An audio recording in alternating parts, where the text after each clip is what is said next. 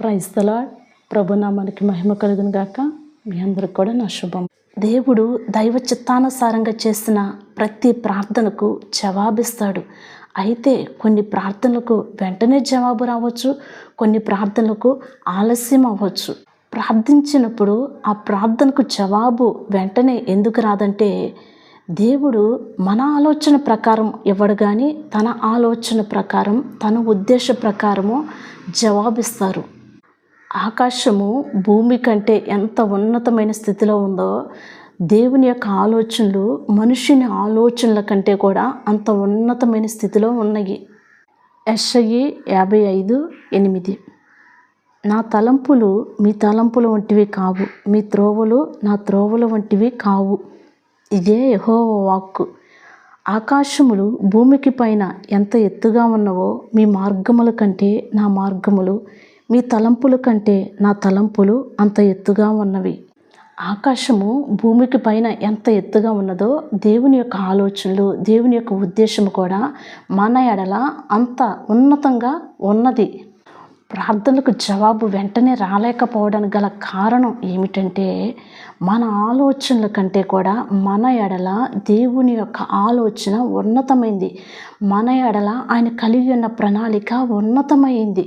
కాబట్టే మనము చేసినటువంటి ప్రార్థనకు జవాబు వెంటనే చూడలేకపోవడానికి గల కారణం ఏమిటంటే, మన ఆలోచన ప్రకారము కాదు కానీ దేవుడు తన ఆలోచన ప్రకారం, తన ఉద్దేశ ప్రకారము, తను అనుకున్న రీతిలో ఆయన సమయంలో మనకు జవాబిస్తారు. కీర్తన 45. యెహోవా నా దేవా, నీవు మా ఎడల జరిగించిన ఆశ్చర్య క్రియలను, మా ఎడల నీకున్న తలంపులను బహు విస్తారములు. వాటిని వివరించి చెప్పేదననుకుంటున్నా, అవి లెక్కకు మించి ఉన్నవి. నీకు సాటి అయిన వాడొకడునూ లేడు. ఈ కీర్తన దావీదు రచించింది. అయితే దావీదు దేవుని హృదయాన్ని తెలుసుకున్నాడు కాబట్టి, దేవుని హృదయంలోని ఆలోచనలను గ్రహించాడు కాబట్టి, దేవుని యొక్క ఉద్దేశాన్ని గ్రహించాడు కాబట్టి, మా ఎడల నీకున్న తలంపులు ఉన్నతమైనవి, అవి విస్తారమైనవి అని చెప్పేసి దావీదు గ్రహించాడు. దేవుని కార్యములను వివరించి చెప్పేదనా, అవి లెక్కించలేనివి, అంటే లెక్కకు మించి ఉన్నవి. అన్ని కార్యములు దేవుడు నా ఎడల కలిగి ఉన్నాడు అని చెప్పేసి దావీదు గ్రహించాడు. దావీదు దేవుని చేత అభిషేకించబడిన వాడే. అయితే వెంటనే రాజుగా అయిపోలేదు. తను అభిషేకించబడిన వ్యక్తి అయినప్పటికీ కూడా తను రాజుగా స్థిరపరచబడడానికి కొంత సమయం పట్టింది, అనగా కొన్ని సంవత్సరాలు పట్టినాయి అన్నమాట. తాను అభిషేకించబడిన దినము మొదలుకొని రాజుగా స్థిరపరచబడడానికి ఆ దినము వచ్చేంత వరకు కూడా ఈ మధ్య కాల వ్యవధిలో దావీదు చాలా స్ట్రగుల్స్ ఫేస్ చేశాడు, చాలా శ్రమలను అనుభవించాడు, చాలాసార్లు మరణకరమైనటువంటి పరిస్థితుల్లోనికి వెళ్ళాడు. అంటే ఎవరో కాదు కానీ తన సొంత మావ అయినటువంటి సౌలు చేత తరమబడ్డాడు. అనేక మార్లు ప్రాణాపాయకరమైనటువంటి పరిస్థితి. మరి అటువంటి పరిస్థితిలో మరి దావీదు అనుకోవచ్చు, దేవుడే కదా నన్ను రాజుగా అభిషేకించింది, మరి దేవుడు ఎందుకని, దేవుడు నన్ను మర్చిపోయాడా, అసలు ఆయనే కదా నన్ను అభిషేకించింది, నన్ను రాజుగా అభిషేకిస్తే మరి నాకేంటి శ్రమలు, నాకేంటి స్ట్రగుల్స్, మరి నేనెందుకు ఇలా అరణ్యంలో తరవబడుతున్నాను అని చెప్పేసి అనుకోవచ్చు. కానీ ఎప్పుడు కూడా దావీదు అటువంటి మనస్సును రానివ్వలేదు. కానీ దావీదు ఎప్పటికప్పుడు తన హృదయాన్ని ధైర్యపరుచుకున్నాడన్నమాట. అందుకే అంటున్నాడు, దేవుని యొక్క కార్యములు లెక్కకు మించి ఉన్నవి, వాటిని వివరించి చెప్పలేను అని అంటున్నాడు. అంటే నా ఉద్దేశము, నా ప్రణాళికలు కాదు కానీ ఆయన ఉద్దేశం, ఆయన ప్రణాళిక చొప్పున జరిగిస్తాడు. అభిషేకించబడిన దినము మొదలుకొని తనకి ప్రతి దినము కూడా అది చాలా ఇబ్బందికరంగా మారిపోయింది సౌలు నుంచి. అంటే సౌలు ఎప్పటికప్పుడు సౌలు తన యొక్క పరిపాలన చేయడం మానేసేసి తను ఒకటే గురిగా పెట్టుకున్నాడు. ఏమిటంటే ఈ యొక్క దావీదును ఎలా అయినా సరే చంపేయాలి. ఈ దావీదుని చంపకపోతే గనక ఈ దావీదు బ్రతికి ఉన్నంత వరకు కూడా ఈ రాజ్యం అనేది నాకు రాదు. ఈ దావీదు బ్రతికి ఉంటే ఎప్పటికైనా సరే నా రాజ్యానికి నేను కానీ నా కుమారుడు కానీ హక్కుదారులము అవ్వలేము అని చెప్పేసి సౌలు యొక్క మనస్సు ఎప్పటికీ అంటే ఎలా పరితపించిందంటే దావీదుని ఎలా అయినా సరే చంపేయాలి, దావీదుని బ్రతకనివ్వకూడదు, దావీదును చంపితేనే నా రాజ్యము నాకు శాశ్వతంగా ఉండిపోయిద్ది, నాకు నా బిడ్డలకు శాశ్వతంగా ఉండిపోయిద్ది. ఇటువంటి ఆలోచనతో సౌలు భయంకరమైనటువంటి కుట్రపూరితమైన మనస్సుతో దావీదుని చంపడానికి ప్రయత్నించాడు. అనేక సార్లు దేవుడు దావీదుని సౌలు యొక్క కుట్రలో నుంచి తప్పించాడు. పలుమార్లు దావీదుని కాపాడుతూనే ఉన్నాడు. అనేక మార్లు దావీదుని సంరక్షిస్తూనే ఉన్నాడు.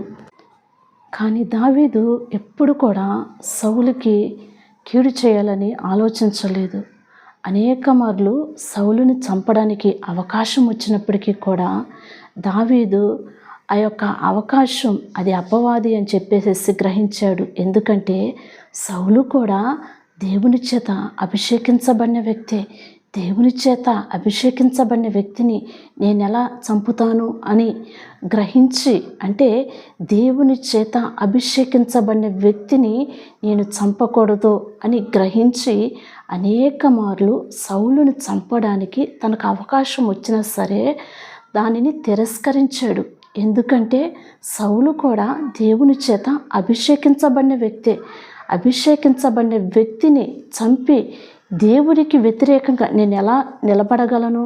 ఇది దేవునికి వ్యతిరేకం కాబట్టి ఈ విషయంలో సౌలు ఎడల నేను అపరాధము చేయను అని చెప్పేసి సౌలును చంపడానికి అవకాశం వచ్చినప్పటికీ కూడా ఆ అవకాశాన్ని దావీదు తిరస్కరించాడు. సౌలు యొక్క మనసు ఏంటంటే దావీదును చంపడానికి ప్రయత్నిస్తున్నాడు. కానీ దావీదు యొక్క మనసు ఏంటంటే సౌలును చంపడానికి అవకాశం వచ్చినప్పటికీ కూడా ఆ అవకాశాన్ని తిరస్కరించాడు. దావీదు అనుకోవచ్చు, అసలు ఈ వ్యక్తినే చంపేస్తే నాకు ఇంకా శత్రు భయం ఉండదు, రాజ్యం నాదైది, ప్రజల దగ్గర నుంచి ఘనత నాకే వచ్చింది, నేనే రాజుగా స్థిరపడవచ్చు కదా అని చెప్పేసి దావీదు అనుకోవచ్చు. కానీ దావీదు ఎప్పుడు కూడా అలా ఆలోచించలేదు. అటువంటి ఆలోచన దావీదుకు రాలేదు. ఎందుకంటే దావీదుకు తెలుసు అతను అభిషేకించబడినది ఎవరి చేత అనేది. అంటే అతను ఒక రాజుగా అభిషేకించబడ్డాడు. అది తాను అనుకున్నది కాదు, లేక తన యొక్క బంధువుల ద్వారా వచ్చింది కాదు, కానీ దేవుడే తనని రాజుగా అభిషేకించాడు. కాబట్టి దేవుడే తగిన సమయంలో ఆయన రాజుగా హెచ్చిస్తాడు.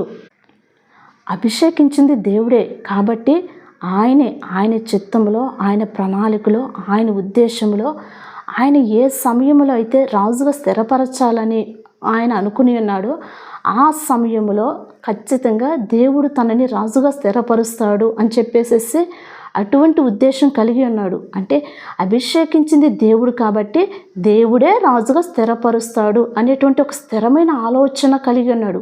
అటువంటి ఒక స్థిరమైన మనస్సును కలిగి ఉన్నాడు కాబట్టి అనేక మార్లు సౌలును చంపడానికి తనకు అవకాశం వచ్చినప్పటికీ కూడా ఎప్పుడు కూడా సౌలును చంపడానికి ప్రయత్నించలేదు. అటువంటి అవకాశాలు వచ్చినప్పటికీ కూడా వాటిని విడిచిపెట్టుకున్నాడు. దావీదు దేవుని యొక్క వాక్యానికి భయపడ్డాడు. ఏమిటంటే అభిషేకించబడిన వ్యక్తిని చంపకూడదు, యెహోవా చేత అభిషేకించబడిన వ్యక్తిని చంపకూడదు అనే వాక్యానికి లోబడి అనేక మార్లు సౌలును చంపడానికి అవకాశం వచ్చినప్పటికీ కూడా వాటిని తిరస్కరించాడు. కాబట్టి దేవుని దృష్టిలో ఏ పని కొరకైతే దేవుడు దావీదుని ఏర్పరచుకున్నాడో ఆ పనిలో ఆ రాజుగా స్థిరపరచబడ్డాడు. సౌలును రాజుగా ఏర్పరచుకుంది దేవుడే. అయితే దేవుని పనిలో నుంచి వైదొలిగిపోయాడు. అనేక మార్లు దేవుడు సౌలుకు అవకాశం ఇచ్చాడు తన బ్రతుకు మార్చుకోవడానికి, తన స్వభావం మార్చుకోవడానికి, తన ప్రవర్తన మార్చుకోవడానికి. అయితే ఆ ప్రవర్తన మార్చుకోకుండా, స్వభావం మార్చుకోకుండా దేవునికి బహుదూరం అయిపోయాడు. అందుకే తను రాజుగా త్రోయబడ్డాడు. అంతేకాకుండా మరి సగటు కాలంలోనే తను మరణించడం జరిగింది. పిలిచినవాడు నమ్మదగిన దేవుడండి. ఏ పని కొరకైతే పిలిచాడో ఆ పనిలో మనం నమ్మకంగా ఉండాలి. సౌలును రాజుగా పిలిచాడు దేవుడు, దావీదును కూడా రాజుగా పిలిచాడు. సౌలు నమ్మకంగా ఉండలేకపోయాడు. తన పిలుపును కోల్పోయాడు. తను నమ్మకంగా ఉన్నట్లయితే దేవుడు తనని స్థిరపరిచేవాడు. కానీ తన పిలుపులో తాను నమ్మకంగా ఉండలేకపోయాడు. అందుకే దావీదును ఏర్పరచుకున్నాడు. దావీదు తన పిలుపులో తాను నమ్మకంగా ఉన్నాడు. అందుకే రాజుగా స్థిరపరచబడ్డాడు. రాజుగా స్థిరపరచబడినటువంటి దావీదు 1-2 సందర్భాలలో మిస్టేక్ చేశాడు. అయితే పశ్చాత్తాపపడి దేవుని పాదాలు పట్టుకున్నాడు. అందుకని దేవుని యొద్ద నుండి కనికరము పొందాడు. సౌలును రాజుగా అభిషేకించింది సమూయేలు ప్రవక్త. దావీదును కూడా రాజుగా అభిషేకించింది సమూయేలు ప్రవక్త. సౌలు కానీ దావీదు కానీ ఇద్దరు కూడా ఎవరి చేత అభిషేకించబడ్డారంటే మరి మంచి ఉన్నతమైన ప్రవక్త అయినటువంటి సమూయేలు ద్వారా వీరిద్దరూ కూడా అభిషేకించబడ్డారు. ఇద్దరు కూడా సమూయేలు ప్రవక్త ద్వారానే అభిషేకించబడ్డారు. సౌలు కానీ దావీదు కానీ ఇద్దరు కూడా దేవుని చేత ఏర్పరచబడినవారు. దేవుడే ఇద్దరిని కూడా రాజుగా ఉండడానికి ఏర్పరచుకున్నాడు. అయితే సౌలు త్రోయబడ్డాడు, కానీ రాజుగా దావీదు మాత్రం స్థిరపరచబడ్డాడు. కారణం ఏమిటంటే సౌలు దేవునికి అవిధేయత చూపాడు, దావీదైతే దేవునికి విధేయత చూపాడన్నమాట. సౌలుని దావీదుని ఇద్దరిని కూడా దేవుడే ఏర్పరచుకున్నాడు. అయితే ఒకరు త్రోయబడ్డారు, ఒకరు మాత్రమే స్థిరపరచబడ్డారు. సౌలు త్రోయబడడానికి గల కారణం ఏమిటంటే సౌలు దేవుని మాటకు అవిధేయత చూపాడు. అదే దావీదైతే దేవుని మాటకు విధేయత చూపాడు. దావీదు దేవుని మాటకు విధేయత చూపాడు కాబట్టి దేవుడు తన ఎడల ఏమైతే ఆలోచన కలిగి ఉన్నాడో అవి స్థిరపరచబడ్డవన్నమాట. అవి నెరవేర్చబడ్డవి. అంటే ఉన్నతమైన ఆలోచనలు దేవుడు కలిగి ఉన్నాడు. ఆ ఉన్నతమైన ఆలోచనలు నెరవేర్చబడాలి అంటే ఖచ్చితంగా దేవునికి విధేయత చూపాలి. ఎవరైతే విధేయత చూపుతారో ఆ విధేయత చూపిన వారి జీవితంలో దేవుని యొక్క వాగ్దానాలు నెరవేర్చబడతాయి, దేవుని యొక్క కార్యాలు జరుగుతాయి, అద్భుతాలు జరుగుతాయి అన్నమాట. దావీదు దేవుని మాటకు విధేయత చూపాడు కాబట్టే తన ఎడల కలిగినటువంటి ఆలోచనలను దేవుడు స్థిరపరిచాడు. మరి ఒక ఉన్నతమైనటువంటి రాజుగా మార్చాడు. దేవుడు ప్రతి ఒక్కరి పట్ల ఒక ఉన్నతమైన ఉద్దేశాన్ని కలిగి ఉంటాడు, ఒక ఉన్నతమైన ఆలోచనని కలిగి ఉంటాడు. అయితే ఆ ఉన్నతమైన ఆలోచన, ఆయన యొక్క ఉద్దేశాలు ఎప్పుడు నెరవేర్చబడతాయంటే ఆయనకు మనం లోబడినప్పుడు.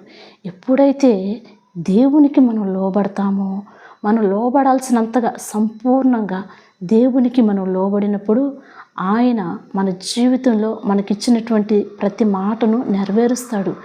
మన ఎడల ఎన్నో ఉన్నతమైన ఉద్దేశాలను ఆయన కలిగి ఉంటాడు. ఆ ఉన్నతమైన ఉద్దేశాలు మన ఎడల ఎప్పుడు నెరవేర్పు జరుగుతుందంటే మనము దేవుని మాటకు లోబడినప్పుడు. దావీదు దేవుని మాటకు లోబడ్డాడు, దేవుని మాటకు విధేయత చూపాడు కాబట్టి తన జీవితంలో దేవుడు ఒక రాజుగా అభిషేకించాడు. ఆ రాజుగా అతను స్థిరపరచబడ్డాడు. సౌలు దేవుని మాటకు లోబడలేదు కాబట్టే తను రాజుగా స్థిరపడలేకపోయాడు. చిన్న ప్రార్థన. పరిశుద్ధుడును మహాగణుడు యేసయ్యా నీకు వందనాలు, సర్వశక్తి కలిగిన యేసయ్యా నీకు వందనాలు చెల్లించుకుంటున్నాను ప్రభువా. తండ్రి నీకు వందనాలు. దావీదు నీ మాటకు లోబడ్డాడు కాబట్టి నీ యొక్క వాగ్దానాన్ని అనుభవించగలిగాడు. రాజుగా దావీదుని నీవు స్థిరపరిచావు. సౌలు నీ మాటకు లోబడలేకపోయాడు కాబట్టి రాజుగా స్థిరపడలేకపోయాడు. తండ్రి యేసయ్యా నీకు కృతజ్ఞతలు ప్రభా. నీ బిడలంగా మేము దావీదు వలె నీ మాటకు లోబడే కృపను అనుగ్రహించమని వేడుకుంటున్నాం. సర్వశక్తి కలిగిన యేసయ్యా సౌలు జీవితంలో ప్రభా తన ఎడల నీవు అనేకమైన ఆలోచనలు, ఉద్దేశాలు కలిగి ఉండవచ్చు, అయితే నెరవేర్పును చూడలేకపోయాడు ప్రభా. మా జీవితంలో సౌలు లాంటి ఆ స్వభావం ఉండొద్దు ప్రభా. దావీదు వలె నీకు సంపూర్ణంగా అన్ని విషయాలలో విధేయత చూపే ఆ మనస్సును మాకు అనుగ్రహించండి తండ్రి. మా ఎడల నీ ఉన్నతమైన ఆలోచనలు, ఉద్దేశాలు, తలంపులు ప్రతిదీ కూడా జరిగించమని వేడుకుంటున్నాను. సర్వశక్తి కలిగిన యేసయ్యా నీకు వందనాలు. మరి దావీదు జీవితంలో దావీదుకి ఇచ్చిన ప్రతి వాగ్దానాన్ని నెరవేర్చినట్లుగా మా జీవితంలో కూడా నీవు మాకు ఇచ్చిన ప్రతి వాగ్దానాన్ని నెరవేర్చమని, దావీదు వలె మా ప్రవర్తన కూడా నీకు ఇష్టకరంగా ఉండుటకు సహాయం చేయమని, ఈ చిన్న ప్రార్థనని పాద సన్నిధికి చేర్చుకోమని యేసయ్య పేరట అడిగి వేడుకుంటున్నాను తండ్రి. ఆమేన్.